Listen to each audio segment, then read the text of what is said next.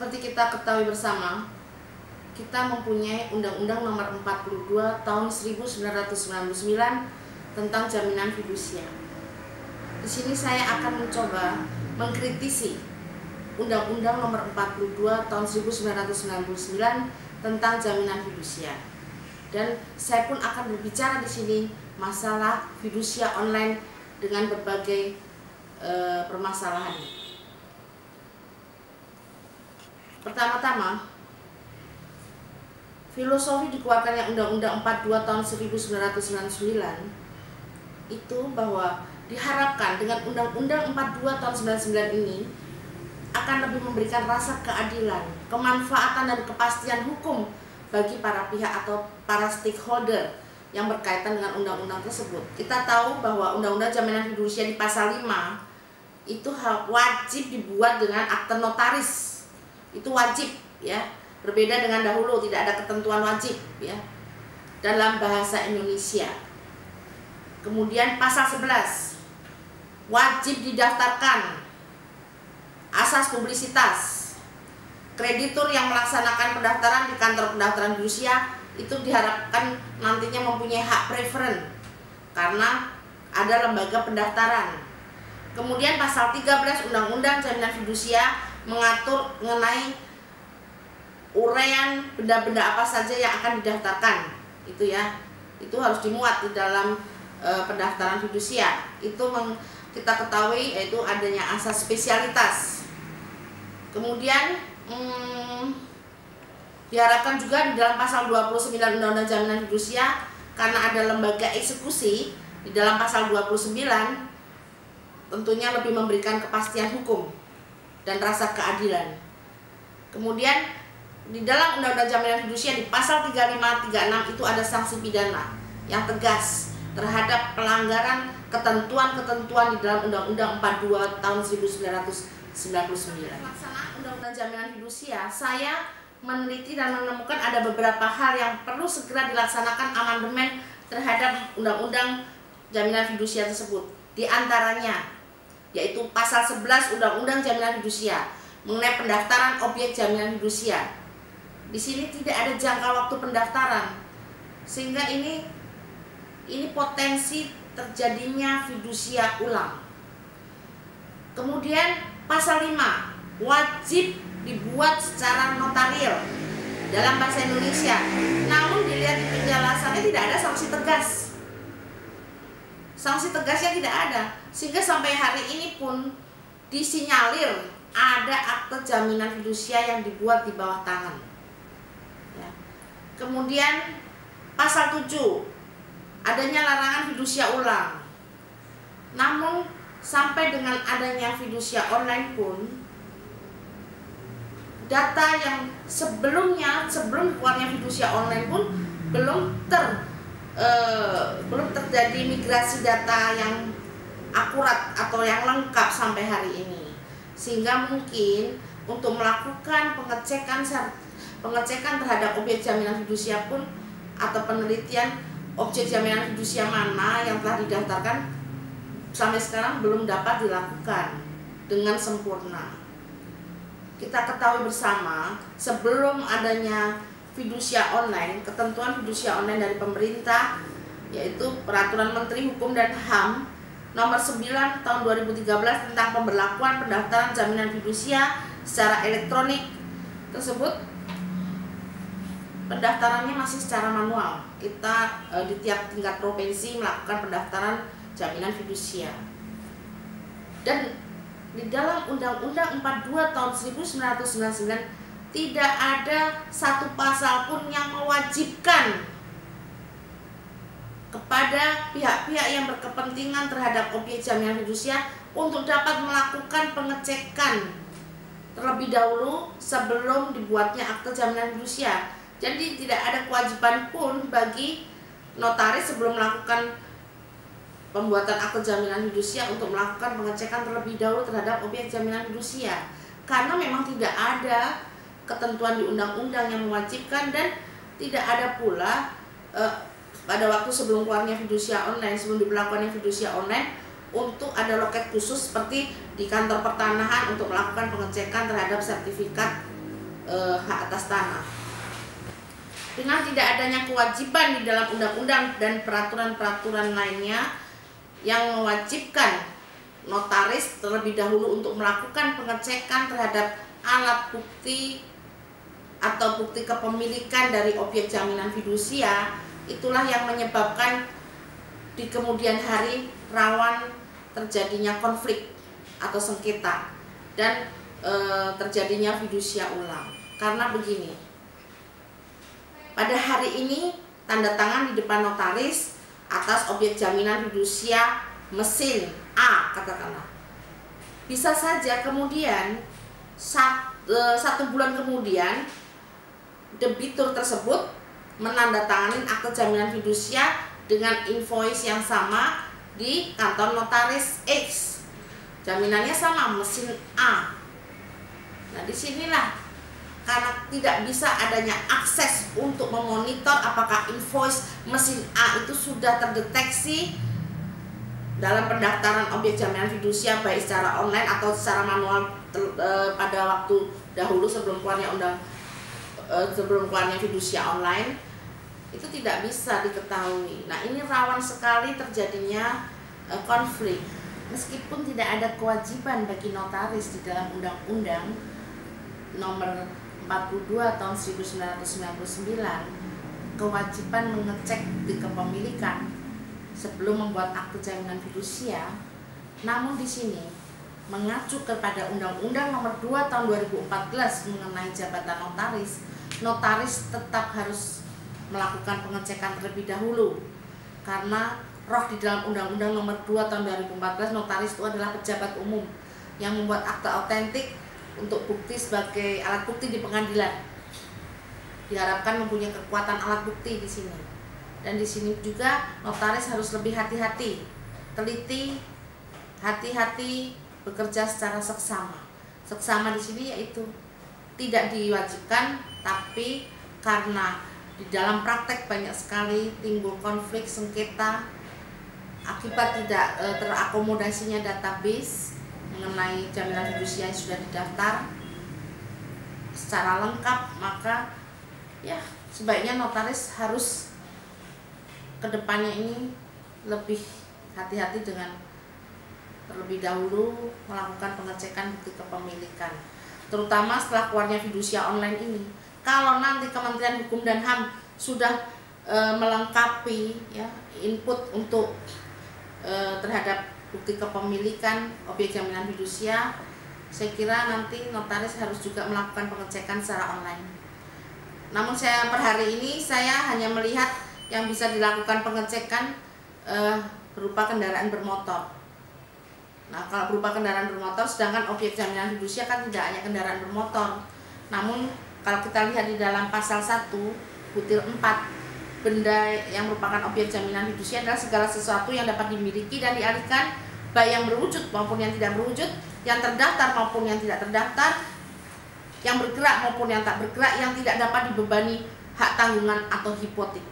Jadi ada mesin, ada alat berat, kemudian selain kendaraan bermotor roda 2, kendaraan bermotor roda 4 atau kendaraan-kendaraan alat berat lainnya. Kemudian alat-alat berat itu kepada Kementerian Hukum dan HAM untuk segera diperbaiki sistem di dalam fidusia online supaya masyarakat khususnya notaris dapat akses juga untuk melakukan pengecekan terhadap bukti-bukti kepemilikan lain selain kendaraan bermotor. Apakah ini sudah dilakukan pendaftaran atau nanti kedepannya mengenai pendaftaran fidusia secara elektronik ini dapat dimasukkan ke dalam undang-undang supaya lebih memberikan kekuatan dan kepastian hukum di kemudian hari.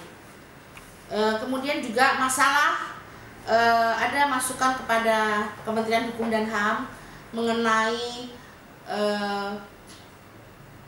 adanya input terhadap jangka waktu perjanjian yang merupakan perjanjian pokok dari objek jaminan fidusia, yaitu pengikatan jaminan fidusia. Itu di situ ada input mengenai jangka waktu. Nah, ini ada beberapa jenis kredit yang harus diketahui bahwa jangka waktunya bisa secara revolving ya dari jenis kredit modal kerja revolving, kredit modal kerja transaksional, itu bisa 1 tahun diperpanjang kreditnya dengan objek yang sama.